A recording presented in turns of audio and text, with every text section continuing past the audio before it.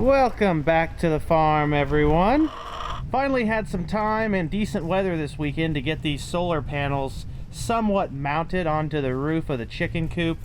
I don't have them really permanently fixed. I just ran to the hardware store, got a 50-pound pole magnet that had a hook on it and hooked onto the eyelets of them. These are portable. I just think this is a good spot for that in the backup battery. That way we can move it inside if we get poor weather and need some extra juice. And now it's generating electricity and running a few different things. Providing power to the chicken coop raised a lot of questions in the comments, and rightfully so. Everyone wants to know why the chickens consume so much energy. I'll unveil the secrets for you right here. Each of our 18 laying hens have their own iPad, as well as a heated and massaging seat to lay eggs on, and of course, no room is complete without an 80-inch flat screen TV. So that's what the power is being used for, and we're sourcing it from a renewable place like solar. All jokes aside, we use a very minimal amount of power in here. We've got a water heater in the water tank. We have a light inside that we haven't been using. We have a security camera to see if any rodents are getting into the run of the coop, and we've spotted a possum as of the last few nights, and occasionally a stray cat. Our last addition, which also happened with the solar panels, are these festive, colorful Christmas lights. Yes, you guessed it, the Christmas lights were totally my idea, not my wife or kids. That was all me, definitely. On to the real work. You can see the individual in charge of that coming down the road. Brad from Sloan's on his way to look at the X9 fan. The weather's changed once again. It's going to be 60 degrees and overcast today. That's fairly pleasant, and I'm definitely going to be overdressed. I'll be stripping layers, not from hard work, just from temperature, because Brad's probably going to do most of this, and I'm going to stay out of his way. There's the Raccoon damage fan, and there's its replacement in the box. Cheap, fun, and easy, it looks like. Cheap? Cheap, my. 3 of those, I think, were a joke.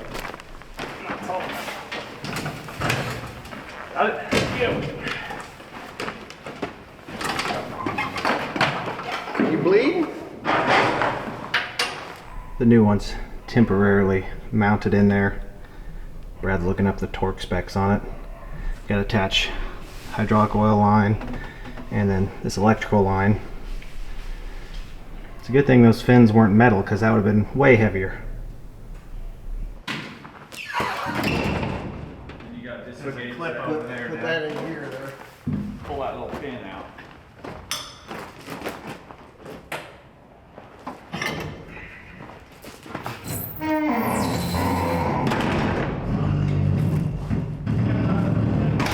Okay.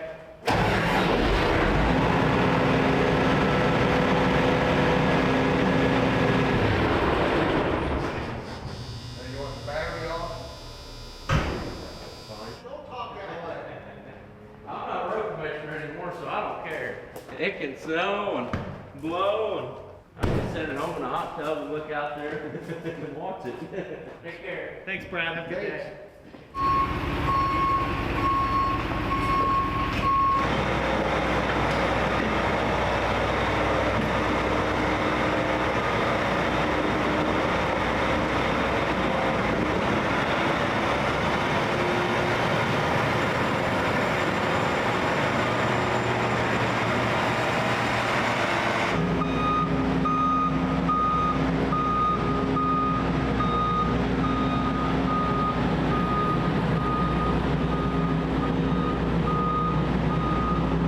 Well, by far, that's the most money we've ever spent to clean off a corn head. This fan assembly alone was like $3,700, $3,800. Then I'm sure we've got 2, 3, maybe 4 hours of work in labor to put it on. So 4,000 plus just to fix that because of that silly raccoon. And I assume it is deceased, I just don't know where. Brad, the mechanic from Sloan's, was with Alliance beforehand. He's great. He's been around the block a few times, so he made rather quick work out of that for the project it was. Speaking of Sloan's, speaking of Alliance, speaking of Schilling Brothers, the predecessor before all of them, if you could all say a prayer for those guys in the shop and the family of Dan Sinnel. Dan was a great guy, phenomenal mechanic, and a staple of the shop there in Mattoon. I can remember when I was a kid walking in there, seeing Dan work on things. He was really good on combines.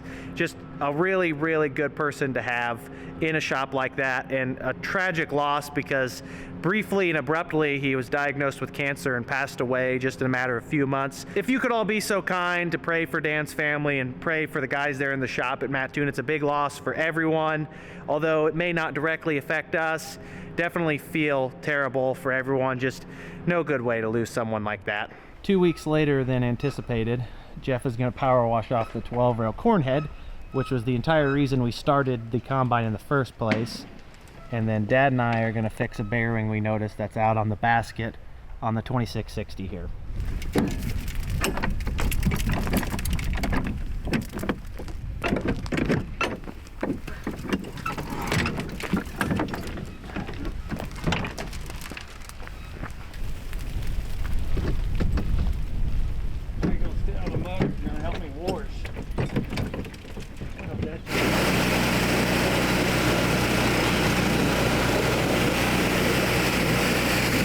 Just gonna clean the corn head.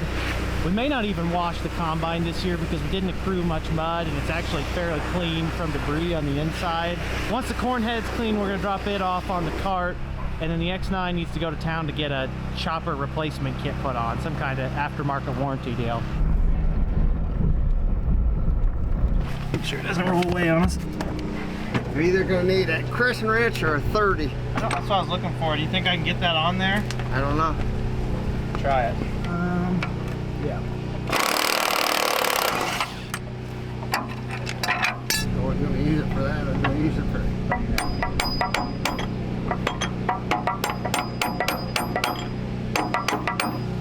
So this is the thing that needs replaced? Does the whole holder have to come with it? It's just a bearing. Should we just go ahead and replace this one? I don't know. Need it?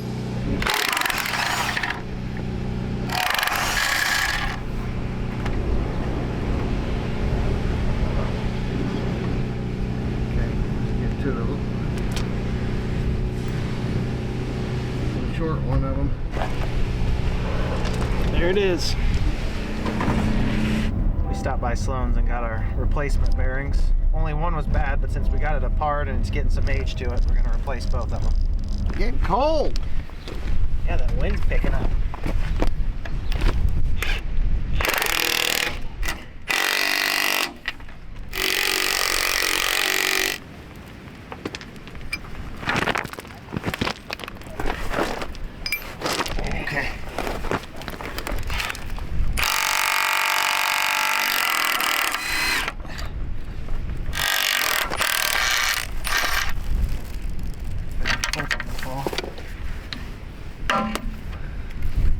Keep this as a backup? Can. Might as well.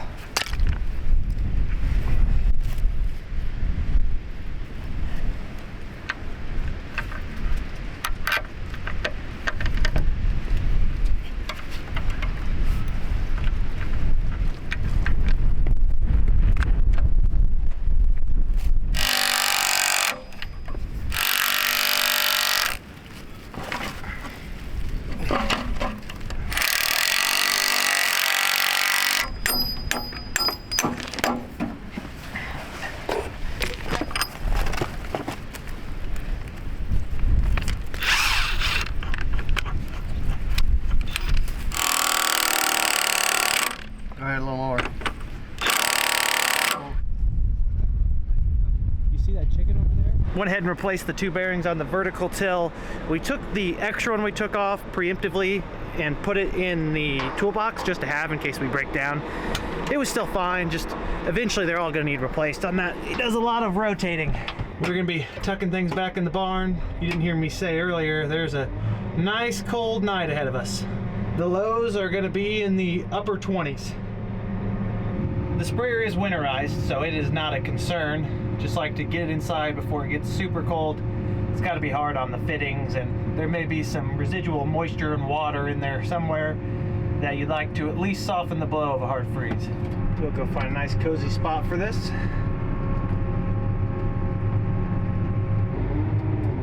little bit more. That's probably good.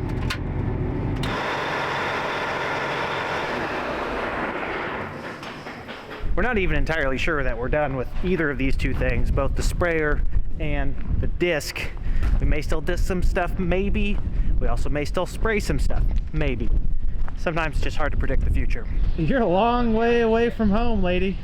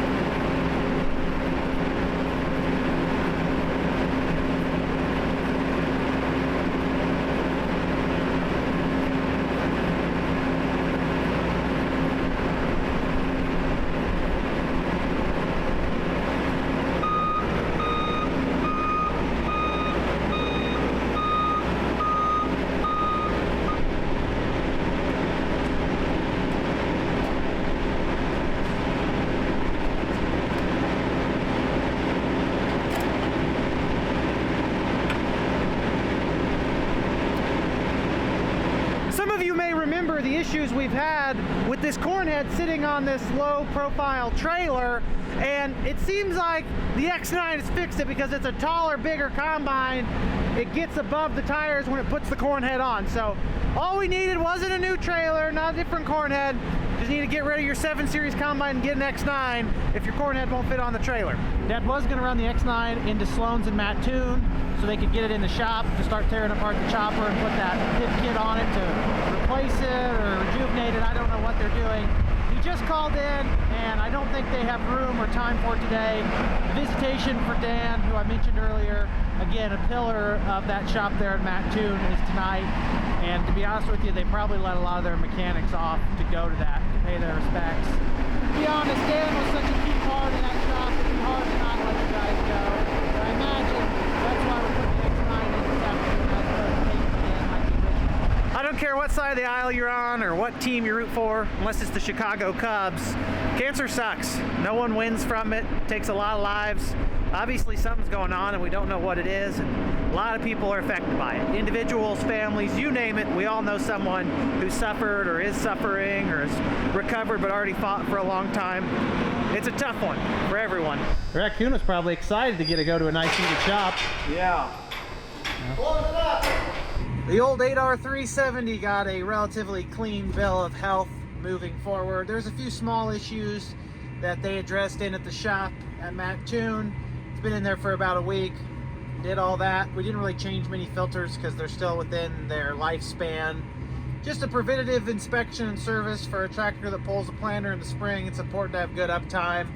We shut everything up at the main shed because we weren't expecting another tractor to be ready, yet here we are. So we may take it over to my house just for the time being, get it inside ahead of another round of cold weather.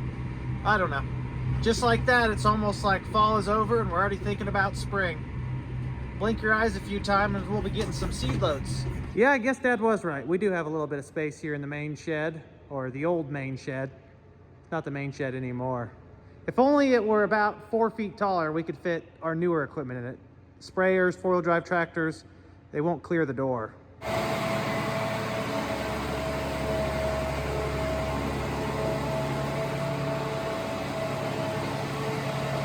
I get out of the tractor for 30 seconds to open the door and then I lose my spot in the seat. That's okay, no big deal. I don't know about all of you. To me, it doesn't seem to matter if it's summer, spring, winter, or fall, you name it, whether we're super busy or not busy enough. I always fall back on bad habits of making poor dietary choices and eating junk food that really has no nutritional value. The sponsor of today's video, who I've been working with and using myself for a long time, has a solution, and that is Factor. Factor makes meeting your nutrition goals easier than ever by delivering fresh, never frozen, dietitian-approved meals right to your doorstep. Their team of gourmet chefs create each meal using only ingredients with the highest level of integrity to help you feel and perform your best all day, all week, all month, and all year long. There's no grocery store trips, no prep work, no cooking fatigue. Instead, you can eat stress-free with their delicious, ready-to-eat meals delivered right to your door. Weekly, monthly, you name it, they have a variety of options, food choices, dietary choices, so many different things you can do to fit your lifestyle, whether you need lunch here and there, dinner, both, anything, even breakfast. Factor has options for you. That's not even mentioning how expensive it is to go out and eat overpriced takeout. If you use code 50TrippyFarmer, you get 50% off on your first order as well as free shipping. That, ladies and gentlemen, is what I like to call a win-win deal. Today we have a tried and true favorite here. Garlic and herb chicken with a side of broccoli. Here, I cut some pieces for you. Oh, yummy. Thumbs up or thumbs down? Good review. We had it there. Oh, I get to take a bite now and then you get to take a bite. Yeah, we did when I told you. You get a packet to it when I went to. Thanks. Yeah. A spoon is not a great choice for eating chicken. I'll cut you some. I ate broccoli with that. You know I don't like broccoli. I like broccoli. I don't like broccoli. You don't like broccoli? Yeah. Maybe this factor meal wouldn't be the choice for you. Still a thumbs up? That's the best review you can get. Even the little kids like it. Believe it or not, that meal was good enough that I just had the whole thing commandeered by my child. So that's a pretty good rating if you ask me. Good for the family, good for everyone. Good for a flexible lifestyle if you're trying to reduce the stress of shopping, cooking, preparing, you name it. Go to factor75.com, use code 50TrippyFarmer. You get 50% off on your first box as well as free shipping. You can't lose with that deal. You can't even buy food that cheap. We've loved using Factor. I think a lot of you would enjoy it as well. Appreciate them for sponsoring today's video. Now back to the regularly scheduled programming. Old man Winter starting to rear his ugly head. Cold this morning and it's gonna get even colder into the next week. That shouldn't really be surprising for the end of November into December. We just haven't had super cold winters and we're kicking this one off with some nice cold weather. Maybe even get a deep freeze out of it. Taking the corn head for winter storage. Jeff got it cleaned off yesterday. Got it on the trailer. Time to tuck it away. We're clearing a few things out of the way to make room. We've already got 3 heads in here, 2 drapers, and a corn head. This 12-row corn head is going to be a little challenging. Moving the conveyor right now because we'll start corn bins here in the next month. Might as well get it out and clear up some room. Now I just got to get the corn head in.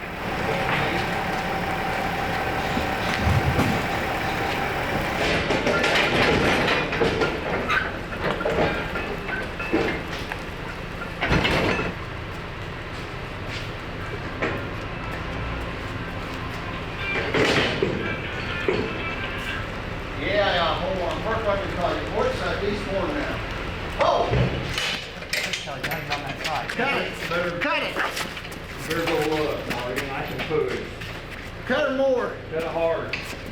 Get over there out. Yeah, that's right.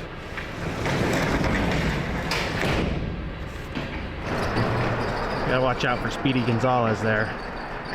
Never a wasted second. We're doing our wintertime cleaning, reorganizing. Took the 8R370 over to Dad's shed. We're gonna put that conveyor in here. Forklift's gonna go back to Dad's shed. He volunteered to drive it on this miserably cold morning. All the power to him, I didn't volunteer.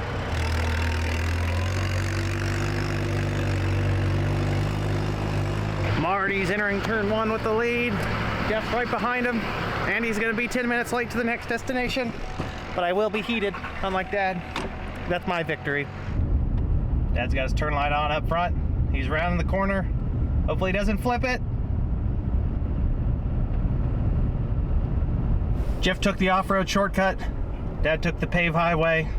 Looks like it's gonna be a draw to the finish line.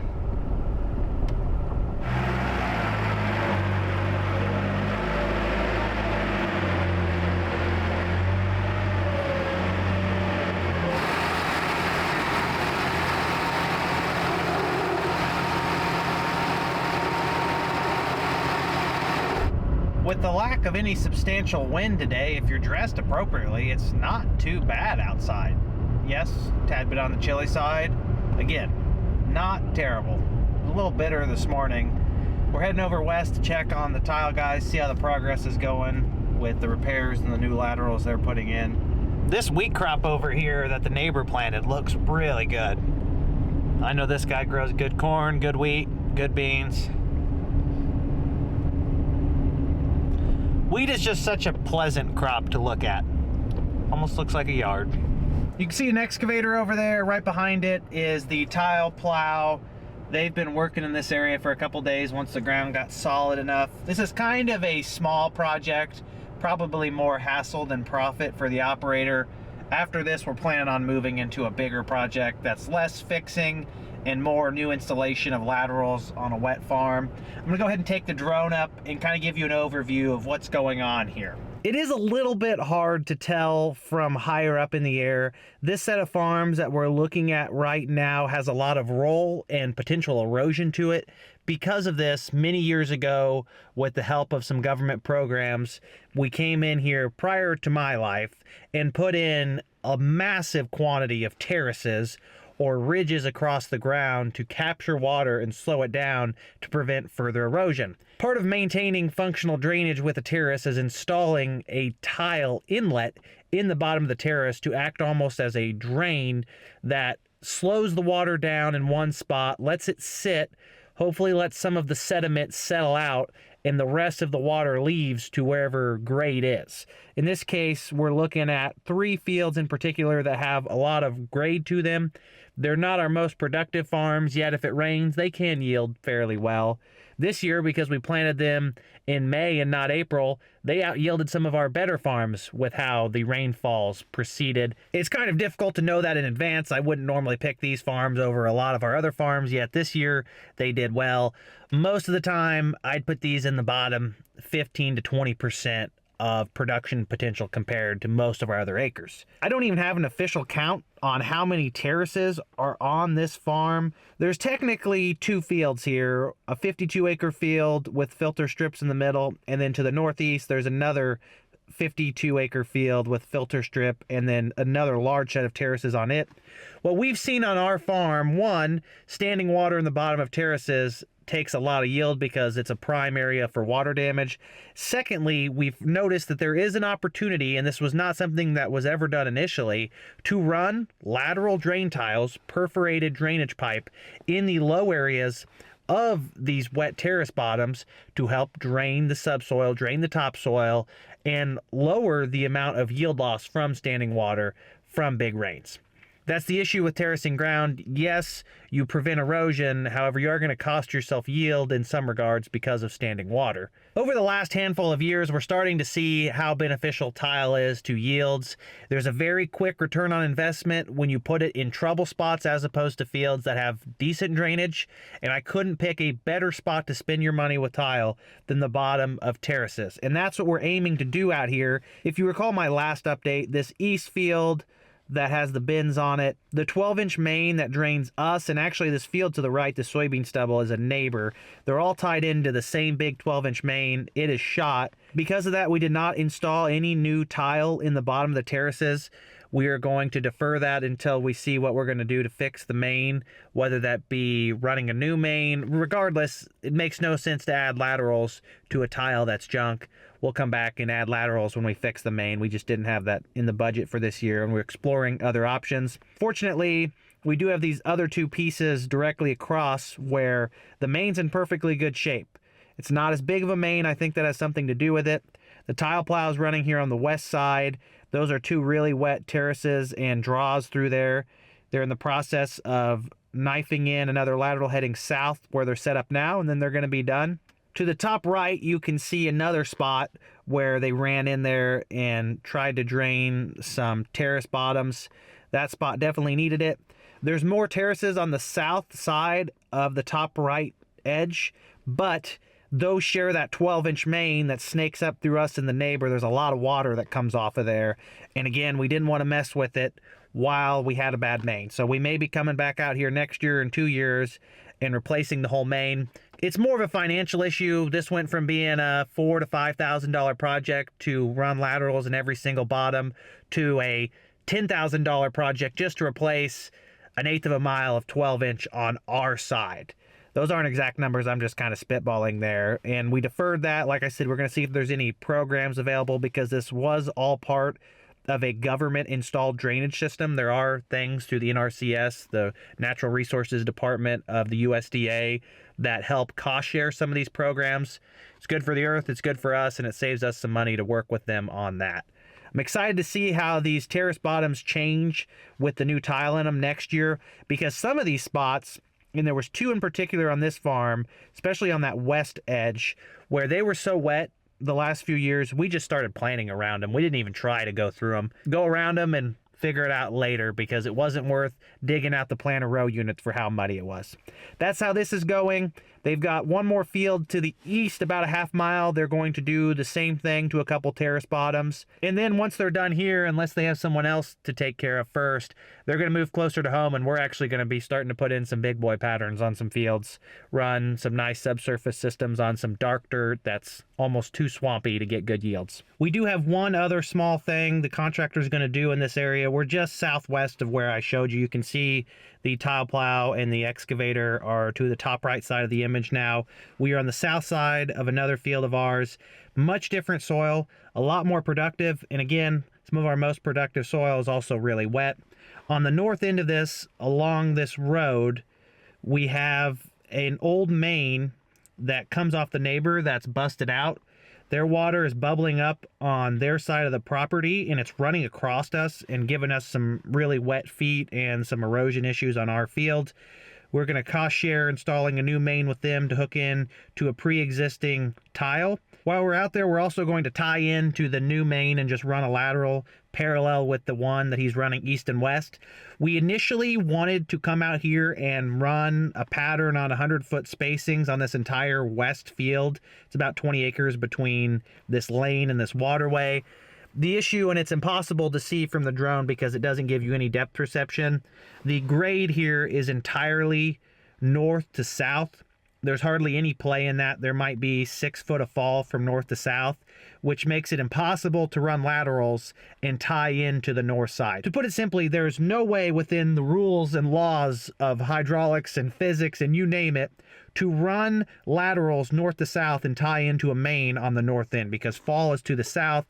That unfortunately hinders us from doing this because then we'd have to run a whole new main on the south side of the farm, and it would probably be a 1/4 mile main if I had to guess, and we just weren't wanting to spend that kind of money. So we're going to stop on that project. They're just going to do the north end. We were going to pattern it. It just didn't want to do that much work over here. Is what it is. I was a little disappointed because I was hoping to drain that west field that's just kind of wet.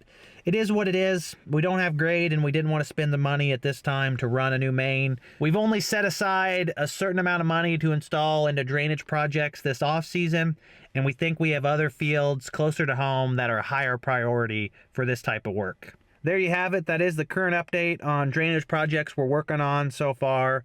And by we are working on it, we're not doing anything. We might spectate and be involved from a management perspective. The contractor's doing all the work. We're just footing the bill. Here's one last view of the countryside over here. See the neighbor's wheat crop.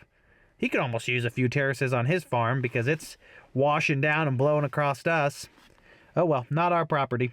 Look at this Christmas tree. It's glorious. What do you think of the Christmas tree? We finished up most of our pre-winter rearranging. Might start hauling some grain here in the next few weeks. Cold weather continuing to set in as you would expect with this time of year. Graham and I are going to be holding down the fort for the rest of the day while Allie and Lenny go see a movie at the movie theater. They're getting some mom and son bonding time. Graham and I, we may go to a bar or something, find something fun to do. Either way, I'm pulling the plug on the video for today. Appreciate you all tuning in. Sure hope to see you in the next one. Have a great day, everyone. Peace!